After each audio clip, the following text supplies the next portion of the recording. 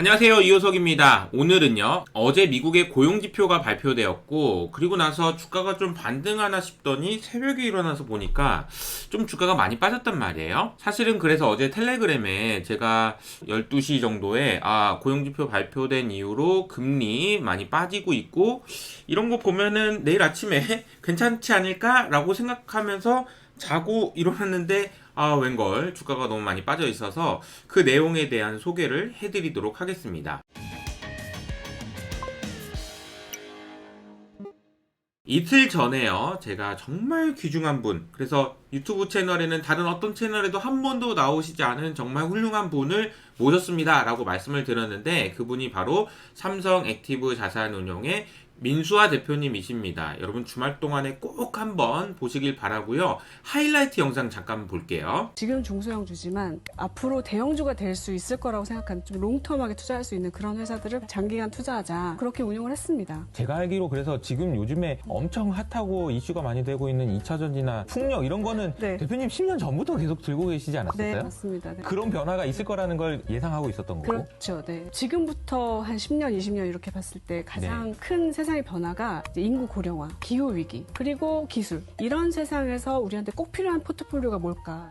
개인적으로도 존경하는 민수아 대표님이 저희 채널에 나와주셔서 너무 영광이고요. 밑에 있는 댓글을 통해서 못 보신 분이 있다면 꼭 한번 보시기를 추천드리겠습니다.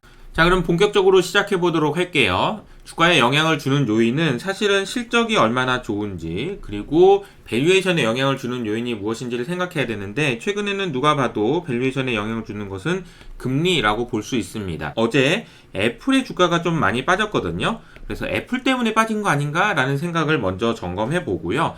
두 번째로는 최근에 실적이 거의 다 발표됐기 때문에 실적을 총 정리해 보도록 하겠습니다. 그리고 금리와 관련돼서는요, 최근에 불확실성이 커지고 있는 상황인데, 그 이유를 보면은 첫 번째로는 공급인 것 같아요. 국채를 팔려고 하는, 다시 말하면 미국 정부가 돈을 빌리려고 하는 수요가 급증하다 보니까 채권 가격 빠지겠구나, 금리 오르겠구나, 이런 생각들이 굉장히 많은 상황입니다. 두 번째로는 경제와 관련된 부분인데요. 경제가 좋은지 안 좋은지를 판단하기 위해서 어제 발표된 비농업 고용자 수를 한번 체크해 보도록 하겠습니다. 그리고 실업률과 임금 상승률 같은 것도 확인해 보도록 할게요. 우선은 애플 때문에 주가가 빠졌다라는 이야기부터 점검해 보도록 하겠습니다. 어제 애플의 주가는 마이너스 5% 정도 하락을 했고요. 이렇게 보니까 2022년 초에 있었던 주가 수준까지 일단은 내려온 상황인 것 같습니다. 그래서 3조 달러가 넘었던 애플의 시가총액 2.82조 달러로 계산해 보니까 0.15조 달러, 우리나라 돈으로 따지면은 한 200조 원 정도의 시가총액이 증발했다라고 볼 수 있습니다. 반면에 어제 아마존 같은 경우에는 주가가 많이 올랐어요. 그래서 한 8% 정도의 주가 상승이 있었고요.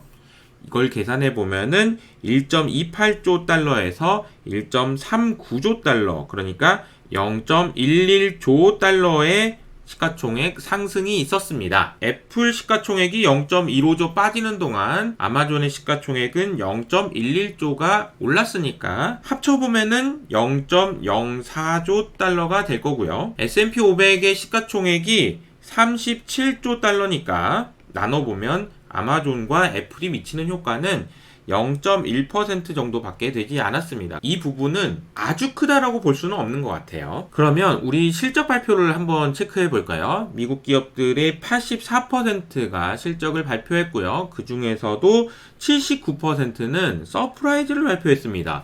와, 그러니까 이제 이렇게만 보면은 미국 기업들 실적 좋구나 라고 생각할 수 있는데요. 자, 이 그림에서 보시면 남색 선이 미국 기업들의 실적이거든요. 가만 보니까 코로나 당시에 비해서 계속해서 실적이 좋아지더니 그때 이후로는 그냥 밋밋하게 옆으로 가고 있다라는 것을 확인할 수 있습니다. 그러니까 실적은 생각보다 좋을 수는 있지만 실적이 막 엄청나게 좋아지고 있는 그런 그림은 아니라고 볼 수 있는 거죠. 실적의 변화는 그렇게 크지 않았지만 작년에 주가가 워낙 많이 빠졌었던 것이 회복되는 과정에 있었다 라고 보시면 되겠습니다. 이번 실적 시즌에서 좀 특이한 점이 있는데요. 실적이 좋아도 주가가 빠졌다라는 겁니다. 과거 5년 평균을 보니까 실적이 좋으면 주가가 오르고 실적이 안 좋으면 주가가 빠졌는데요. 이번에는 실적이 안 좋아도 빠지고 좋아도 빠졌다. 아, 이게 왜 이러는 걸까요? 라고 생각을 해보면 일단 올해 주가가 많이 오르기도 했고요. 그렇다 보니까 밸류에이션이 평소에 비해서 조금 높은 수준이다. 그래서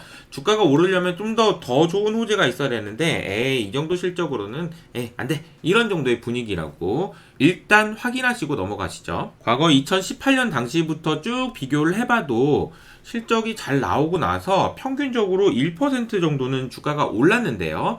아, 이게 보니까 이번에만큼은 오히려 주가가 빠졌다라는 거죠. 실적과 관계없이 밸류에이션 측면에서는 좀 부담을 느끼고 있는 것 같다라는 겁니다. 또 한 가지 특이한 점은 미국 밖에서 장사를 하는 곳과 미국 안에서 장사하는 곳에 실적의 차이가 너무나도 두드러지게 나타났다라는 거예요. 해외에서 장사하는 곳은 실적이 정말 안 좋았네요. 정리를 해보면요. 애플 때문에 주가가 빠진 거는 0.1% 정도 되는 것 같다라고 말씀드릴 수 있을 것 같고요. 실적을 총 정리해보면 서프라이즈가 난 건 맞지만 어딘가 모르게 좀 부담을 느끼고 있는 것 같다라고 정리를 하면 될 것 같습니다. 자, 그러면 이번에는 어제 나온 고용지표로 한번 가보도록 할게요. 우선은 실업률이 3.6% 정도 나올 걸로 생각했는데 아이고 이게 3.5%나 나와버렸네요. 이거는 실업률이 엄청 낮다는 얘기고 진짜 미국 경기 좋다라는 이야기입니다. 1970년부터 봐도요, 이렇게 낮은 상황이 유지되는 경우는 없었어요. 그리고 임금 상승률 같은 경우에도 예상치보다 더 좋게 나왔습니다. 물론 임금 상승률이 과거에 비해서 떨어지고 있는 것은 사실이지만 임금 상승률이 예상보다 좋았다라는 얘기는 고용시장이 좋다라는 이야기입니다. 잠깐만, 시장이 좋으면은 금리 올라가겠네? 라는 생각을 할 수 있는데요. 안 좋은 부분들도 있었습니다. 우선은 비농업 고용자 수, 그러니까 이제 몇 명이나 채용했어 라는 숫자에 대해서는 18.8만 명이라고 나왔는데요. 예상치가 20만 명이었으니까 예상을 하회했을 뿐만 아니라 전체적으로 고용자 수가 줄어들고 있는 추세라는 것을 다시 한번 확인했다라는 측면에서는 금리 내려갈 수 있겠다라는 생각을 할 수 있게 만드는 것 같습니다. 게다가 세부적으로 보면요. 제가 공사 중인 곳을 제외하면 일자리 늘어난 곳이 없네 라고 말씀을 드렸는데요. 여러 차례 설명드린 것처럼 미국은 지금 공사 중이거든요. 공사 중인 곳에서는 일자리가 늘어나긴 했지만 나머지 부분에서는 일자리가 줄어들고 있고 늘어났다고 하더라도 과거보다는 확실히 둔화되는 모습을 보여주고 있는 것 같습니다. 세부적으로 보니까 안 좋은 부분도 있네 라고 생각할 수 있는데 미국 고용지표 같은 경우에는 발표한 달에 그 전달과 그 전전달의 숫자를 수정하거든요. 그런데 이 그림에서 보시는 것처럼 이게 벌써 5달 연속으로 지금 수정하고 있어요. 아, 그러니까 그 전에 발표됐던 거 좋은 거 아니었어? 라는 이야기도 나오고 있다라는 거죠. 이렇다 보니까 이번 한 주 동안에 미국의 신용등급이 강등된다 뭐 이런 이야기가 나오면서 금리가 패닉에 빠졌던, 즉 금리가 많이 올랐었는데요. 이 부분이 어제 고용지표 발표된 이후로 크게 하락하는 모습을 보였습니다. 고용지표 발표된 이후로 10년물 금리가 하락한 걸 보면 이게 금리가 올라갈 것 같다라는 걱정 때문은 아니었다라고 정리를 하면 되겠네요. 그래서 이 그림에서 다시 설명을 드리면 실업률과 임금 상승률을 보면은 예상보다 더 잘 나왔기 때문에 이거 금리 올라가야 되는 거 아니야? 라고 볼 수 있었는데 비농업 고용자 수를 체크해 보니까 아예 뭐야, 옛날에 좋은 것도 아니었네. 그리고 계속 낮아지고 있잖아. 세부 항목들로 보면은 좋은 것도 없네. 경기 안 좋아. 그러면서 금리가 내려가는데 영향을 줬고 이 둘 중에서는 이 영향이 더 컸기 때문에 실제로는 금리는 내려갔다.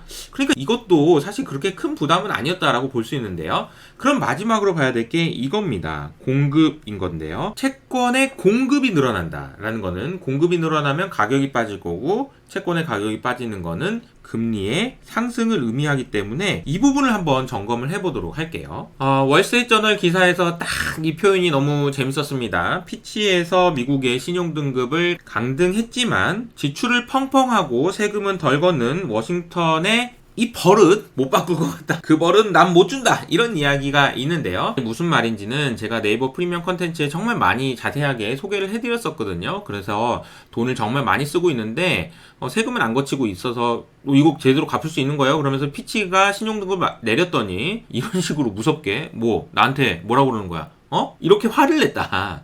JP모건의 다이먼 회장조차도 우리 군사 시스템에서 놀고 있는 애들이 신용등급이 더 높아? 이런 분위기였다라는 거죠. 제일 중요한 그림은 이 그림이니까 이 그림을 좀 설명드려 보도록 할게요. 복잡하게 되어 있지만 한 가지 숫자만 확인해 보시면 됩니다. 미국 정부에서 이제 가계부를 쓰면요. 내가 이번 달에 이렇게 많이 썼나? 근데 세금은 없고 어떡하지? 빌려야 되겠다 라고 하는 숫자가 있거든요. 이 숫자를 체크해 보니까 5월 달에 체크했을 때까지만 해도 뭐 쓸 돈, 뭐 받을 돈 빼고 해가지고 7천억 달러 정도 빌리면 되겠다 라고 생각을 했었는데요. 7월 말에 다시 한번 계산해 보니까 잠깐만 뭐야 이거 그러면서 갑자기 1조 달러 빌려야 되겠다 야 이렇게 바뀌었다라는 건데요. 이러다 보니까요 도대체 그럼 돈을 얼마나 더 빌려야 되는 거야. 2,800억 달러라니 우리 돈으로 따지면 300조 원도 넘어. 그거를 한 3달 만에 이거 어떻게 하려고 그러는 거야 라는 분위기가 연출됐고요. 이런 상황이라는 것을 솔직하게 미국 정부가 아마 다음 주에 더 빌려줘 라고 이야기할 것 같습니다. 이렇게 미국 정부가 돈을 더 빌려달라고 얘기하는 것은요, 채권의 공급이 늘어난다라는 이야기고, 채권의 공급이 늘어난다라는 이야기는 채권의 가격이 빠지고 금리가 올라갈 수 있다라는 부분이기 때문에 마지막 이 공급과 관련된 소식들을 다음 주에 한번 잘 체크를 해봐야 될 것 같습니다. 제가 생각할 때 중요한 포인트는 이건 것 같아요. 미국의 국채의 공급량이 재벌은 못 주기 때문에 늘어난다라는 이야기를 했고요. 그러면 사줄 사람이 있어야 되는 거 아니겠습니까? 그런데 사줄 사람이 별로 없는 것 같은데 연준도 계속 지금 채권 안 사주고 있잖아요. 이렇다 보니까 결국은 이제 나중에는 연준 네가 이제 그만 좀 팔면 안 돼?